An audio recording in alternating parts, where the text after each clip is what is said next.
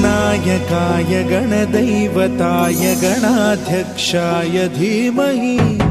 गुणशरीराय गुणमण्डिताय गुणेशानाय धीमहि गुणातीताय गुणाधीशाय गुणप्रविष्टाय धीमहि एकदन्ताय वक्रतुण्डाय गौरीतनयाय धीमहि गजेशानाय भालचन्द्राय श्रीगणेशाय धीमहि एकदन्ताय